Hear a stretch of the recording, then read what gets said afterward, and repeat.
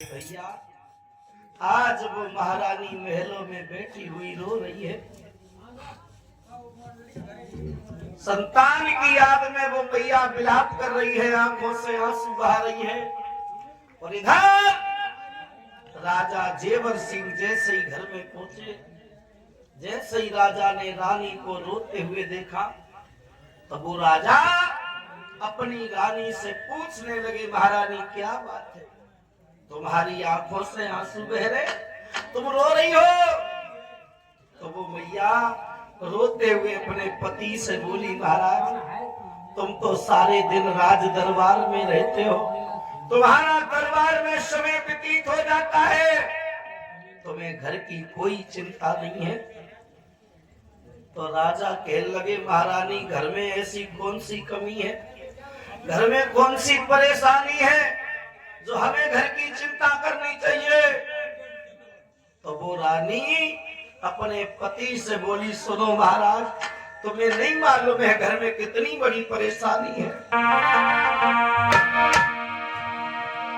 कि मेरो ले गो अकर में लपेटा गोद में, और नाय भयो बेटा गोद में, नाय भयो बेटा।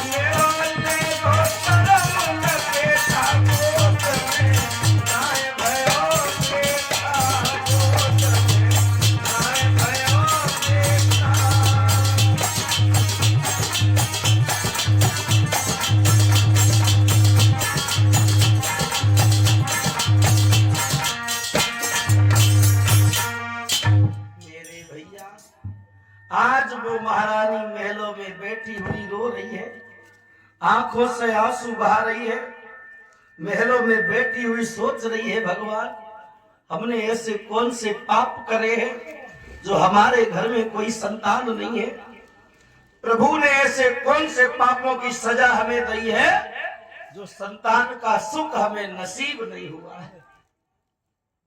तो जिस समय महाराज जेवर सिंह चौहान ने अपनी रानी बाछड़ को रोते हुए देखा है, तो मेरे भैया आज वो राजा अपनी रानी को समझाते हुए बोले, महारानी तुम संतान की याद में रो रही हो, संतान की याद में चिंता कर रही हो, लेकिन महारानी एक बात सदैव याद रखना, रोने चिल्लाने से कभी दुख दूर नहीं होते।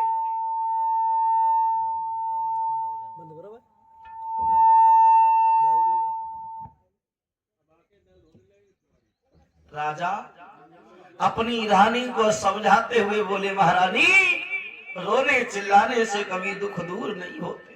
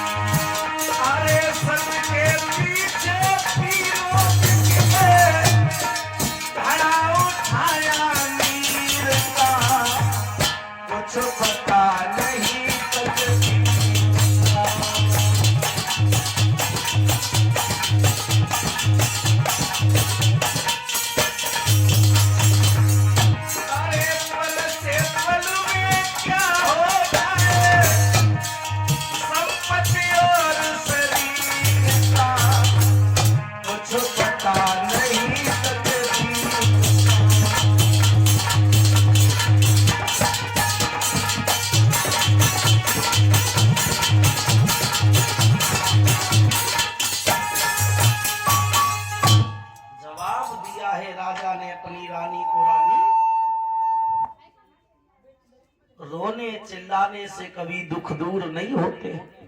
बेस आवाज कर लो, जाकी आवाज डाउन मत करो। बेस आवाज सीटी मार तो बेस भले कम कर ले, इसकी आवाज बढ़ा के रखो भैया, टेबल बढ़ा के रखो। मेरे भैया आज वो महाराज जेवर सिंह चौहान अपनी रानी को समझा रहे हैं, रानी